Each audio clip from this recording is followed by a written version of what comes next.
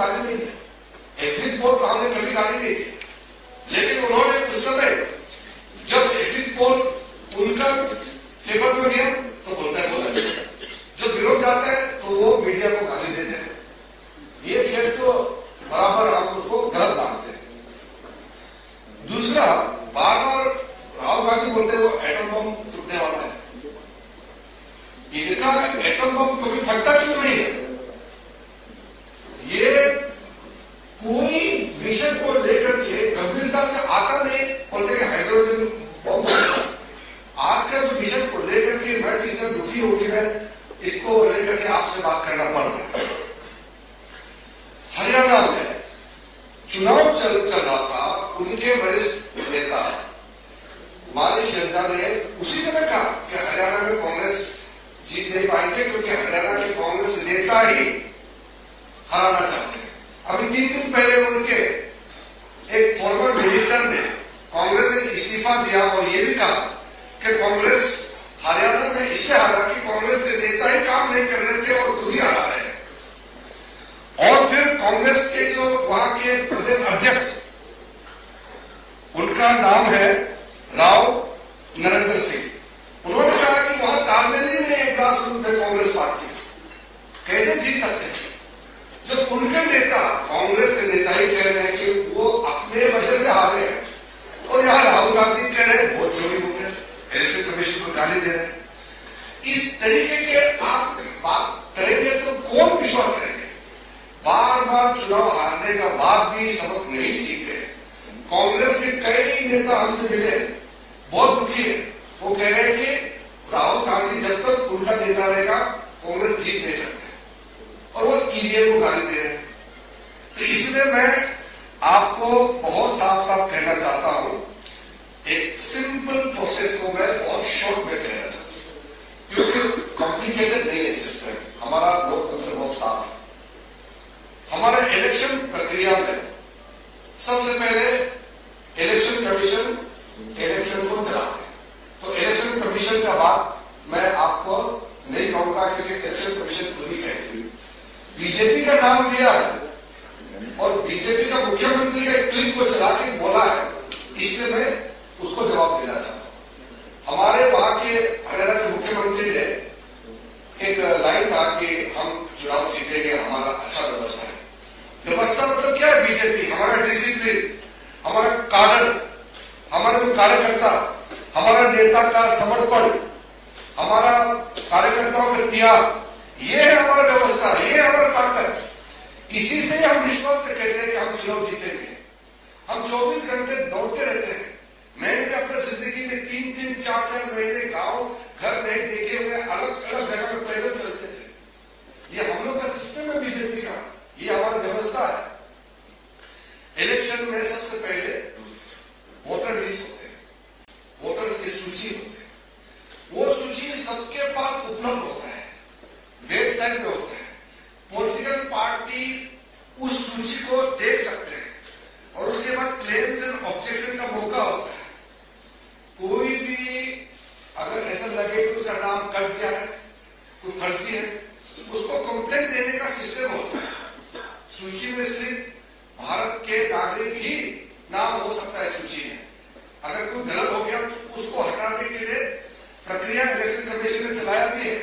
अभी एसआईआर जो कर रहे हैं वो वोटर लिस्ट शुद्धिकरण के लिए होता है।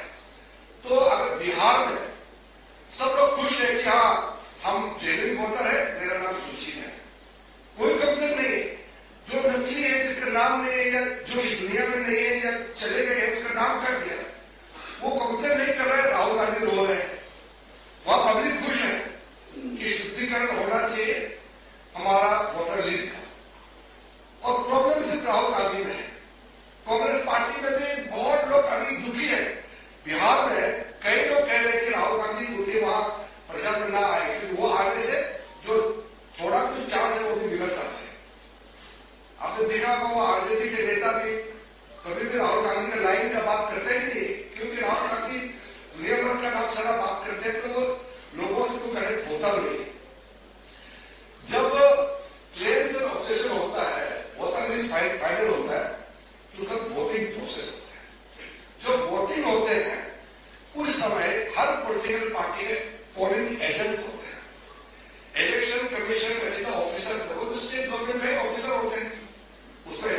ड्यूटी लगाते हैं, फिर बाहर से ऑफिसर ऑब्जर्वर के हिसाब से आते हैं। जब वोटर वोट डालते हैं तो पोलिंग एजेंट, अलग अलग पॉलिटिकल पार्टी के पोलिंग एजेंट्स पोलिंग स्टेशन में रहते हैं, वो चेक करते हैं कौन वोट डाला है, कौन अभी नहीं डाला, वो चेक करते हैं। अब अगर कांग्रेस का एजेंट वहां अगर नहीं है तो बताते हैं कि वो एजेंट नहीं रख पाया।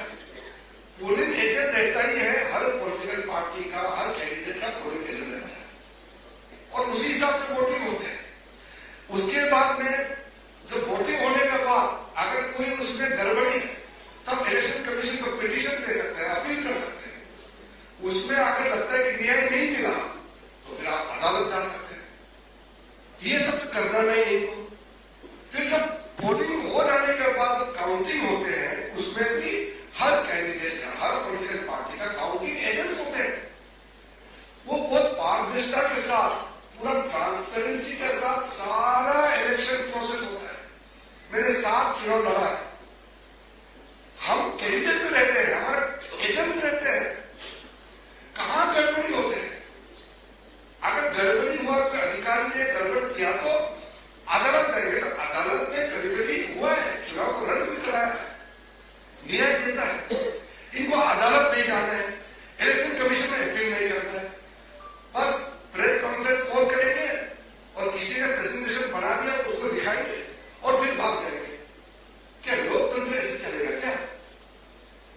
हम लोग जब ऑपोजिशन में थे, कितने साल हम लोग ऑपोजिशन में थे, उस जमाने में जो ये कोर्ट्स का जो व्यवस्था था उसमें कैसे सारे जजेस सरकार अपॉइंट करते थे।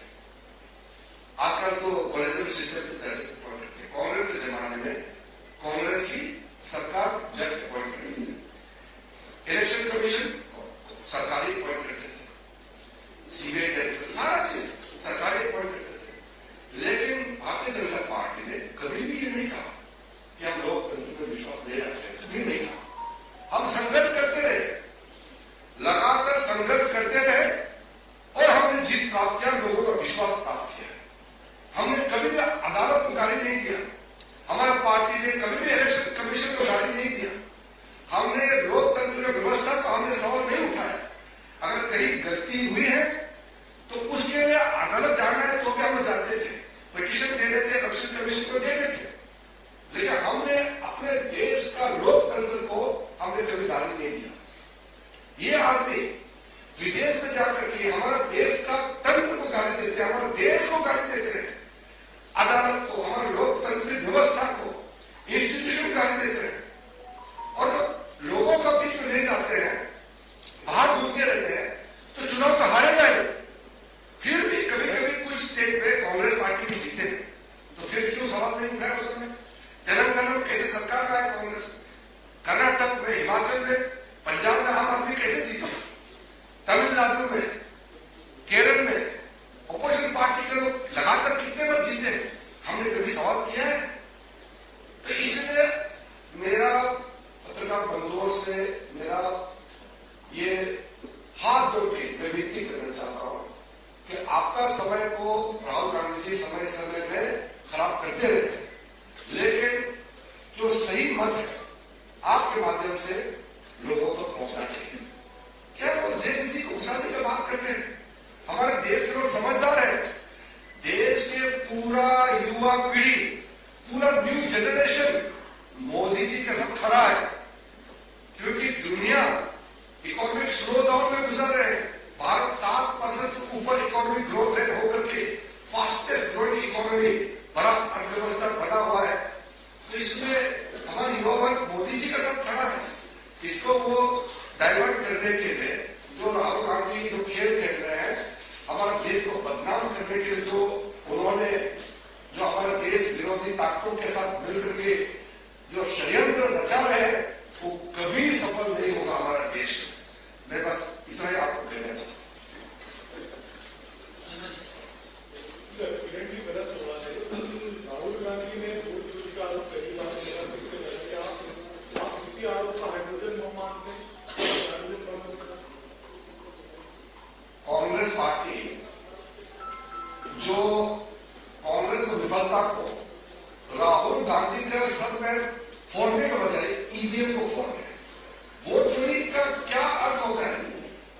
खुद को इतने साल उनके परिवार ने इस देश को चलाया है, तो क्या वोट चोरी से ही चलाया था? कोई इसका कंसेप्ट नहीं है। ये उनको आइडिया उन देश से बाहर बैठ करके ये उसको पॉइंट्स देते हैं, आइडिया देते हैं, हमारा देश को बदनाम करने के लिए उसको फीड करते हैं और उसको लाउड स्पीकर की तरफ आप भगा भगा के बोल रहे हैं।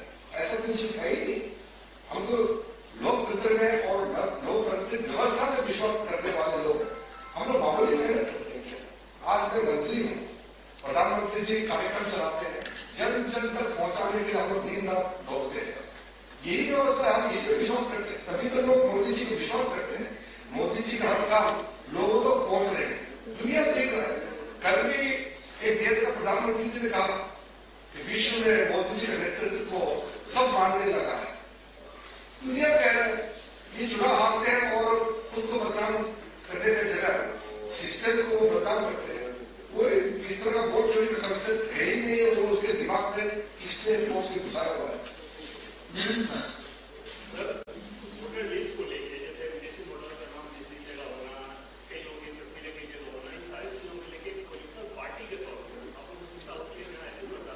मैंने आपको क्लियरली कह दिया कि वोटिंग से पहले सब पार्टी के पास वोटर लिस्ट होते हैं।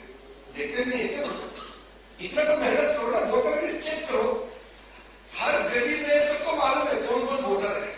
अगर नौकरी वोटर है तो भी उस गांव का सरपंच, वहां के जो बीएलपी, वहां का जो हमारे एजेंट होते हैं, ऑफिसर, सबको मालूम है। वोटर लिस्ट को अगर कहीं नाम गड़बड़ है तो उनको शुद्धिकरण के लिए इलेक्शन कमीशन का व्यवस्था बनाया हुआ है। अब व्यवस्था में मेहनत कर करके उसमें हिस्सा तो लेते नहीं, यहाँ इल्जाम लगाने के आ सकते हैं। जिस तरह से राहुल गांधी बार-बार इलेक्शन कमीशन को क्या के माध्यम से जो बांग्लादेश, नेपाल में हुआ, उस तरह से भारत में भी उकसाना चाह रहे हैं कि वोटर के या युवा जो है वो तो मैंने आपको अभी भी कह दिया कि भारत का युवा समझदार है और वो मोदी जी के साथ खड़ा है।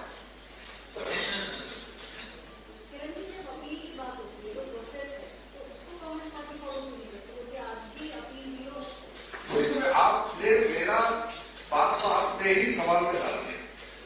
कोई भी समस्या है तो इलेक्शन कमीशन तो खुला है।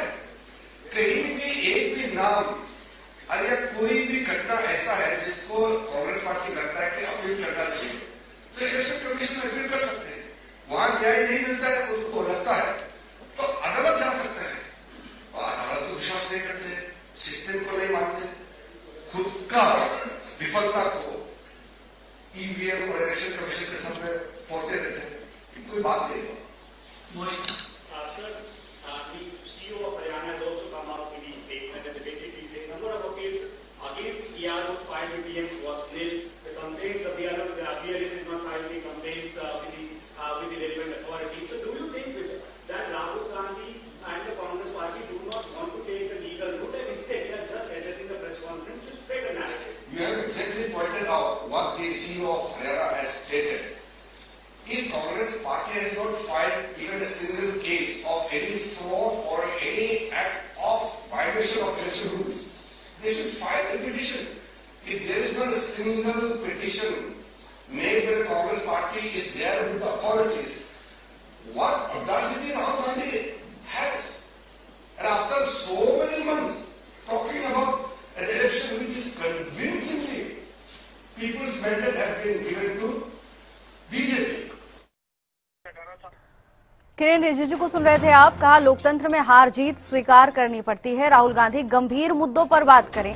हरियाणा में कांग्रेस अपनी कलह की वजह से हारी है। राहुल गांधी ने प्रेस कॉन्फ्रेंस की, हरियाणा में वोट चोरी का आरोप लगाया, जिसके बाद अब बीजेपी की ओर से भी प्रेस कॉन्फ्रेंस की गई। उनके तमाम दावों को खारिज करते हुए किरेन रिजिजू नजर आए। कहा हरियाणा में कांग्रेसियों ने कहा था जीत नहीं मिलेगी, वोटर लिस्ट चुनाव से पहले उपलब्ध होती है। राहुल गांधी विफलता को छिपा रहे हैं।